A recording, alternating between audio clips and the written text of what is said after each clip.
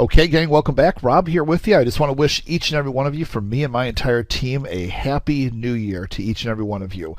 Listen, as we go ahead and we kick off, we just had an incredible number of you take advantage of that really special offer we had for you, which of course is now gone, but we did have for you to go ahead and join our student family. And so just a reminder for each and every one of you that went ahead and joined us, we went ahead and you have this awesome discussion forum here, so make sure you're going and taking full advantage of that to ask us all sorts of new questions, and I already see new ones on the board there. So make sure you're using that. It's a great direct access to me on a daily basis. It's the next best thing to being in the live trading room.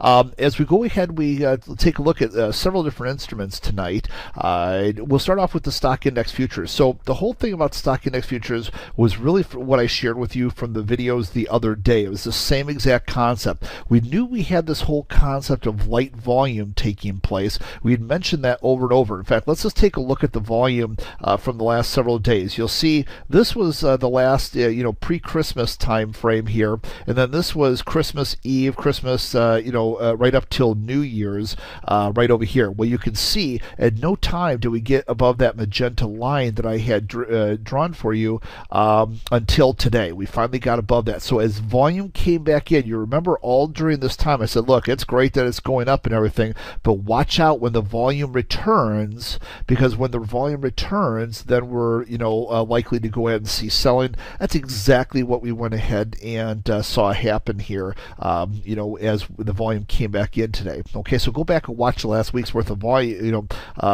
charts or videos and understand a little bit more about what we were looking for there. So as we then zero that into the actual day, what we were faced with was we were looking for all four of the stock index futures to push down below the important speed lines. So now, and as far as speed lines, for all of you that took advantage of that offer the other day, you should have access to those speed lines now, so you can go ahead and follow along with this. Well, so as we go ahead and we take a look, what we had going well for us was that the S&P, the Russell, and the NASDAQ all were down below their speed lines this morning, and nicely so. The problem we had this morning off the U.S. Open is that while we had the Russell and the others going down, we had this initial jerk reaction to the downside, which got us just a little bit below the speed lines, just a hair below it.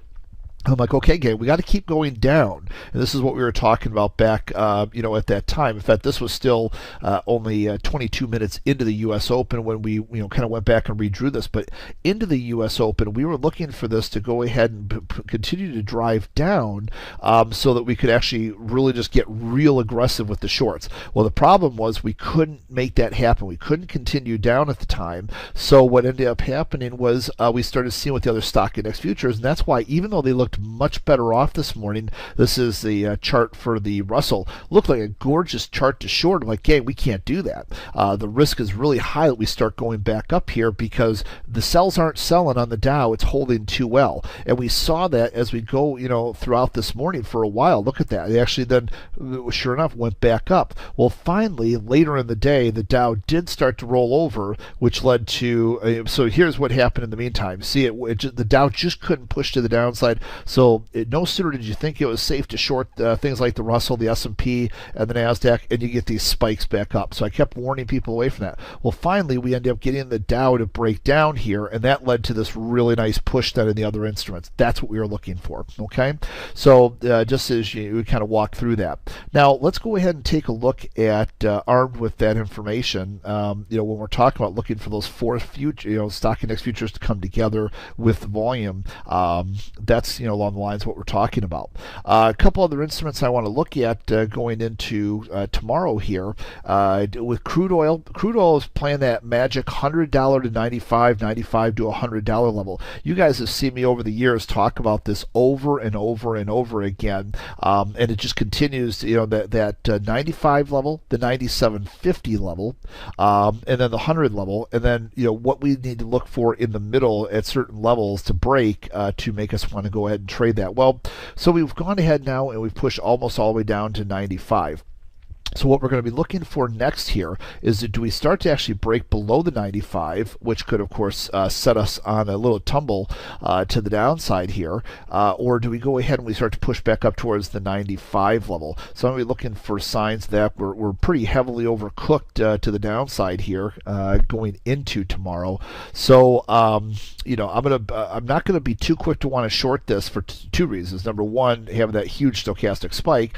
Number two, because even though we don't really have the stochastic's not really in an uptrend at this point, per se, because we're down below the 20-period exponential moving average. But still, when you're this overcooked on the stochastic, typically we're expecting a pop back up. And today was such a wide range day. You typically on day number two look for some sort of small retracement back to the upside. So I won't be too quick to short going into tomorrow morning, but I'm going to be paying very close attention to this because some of my best trades come in this $95 to $100 level here. So we'll be watching that in the room tomorrow morning. As we look at gold, gold here, this is a great example once again of why we want to go ahead and trail stops. I was looking to see if we could get down below these recent lows, and it did do that and went down again about an additional 50 ticks and then went ahead and had a big reversal. This is why when you're trading these on overnight basis, for those of you that are trading the European session, for those of you that are trading the overnight sessions, always keep in mind that once you get those moving your direction there, you want to put a trailing stop. And in that class that I did for you guys the other day, I showed you some examples of how we look to actually do that, if you recall.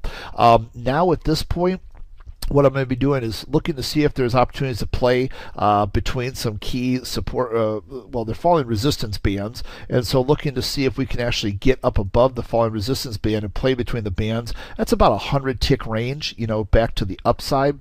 So looking for reversions to the mean there and trade that. Otherwise, the next big move to the downside, of course, looking to break down below this dual band area. You've got some great momentum shift bars, two of them back to back there, spanned over the course of about 5 months. Man, if you could break that, that could be pretty ugly for gold. So we're going to be paying real close attention to that, as you can imagine. One other one I've been asked about here a lot in the last several days is Apple, about taking fresh long side trades. Gang, I'm not really interested in taking fresh longs in Apple today. First of all, because right now we're caught between the kill zone. We have falling speed lines while you still have underlying rising support and sideways support here. I don't like taking those trades there. Where I'm going to be looking for, Apple, whether underlying instrument or Apple options plays to the long side, is when we have the longer term rising support levels up, but then we're also back above those all important speed lines there as well. Okay, so right now taking the trade down here, we're underneath, plus we got a negative divergence here, right? We've got us moving, virtually sideways over here while my indicators are making lower highs. So not really interested in taking the longs there. Not that it can't ultimately go up from here, but that is not the kind of high probability trade that we're looking for. Option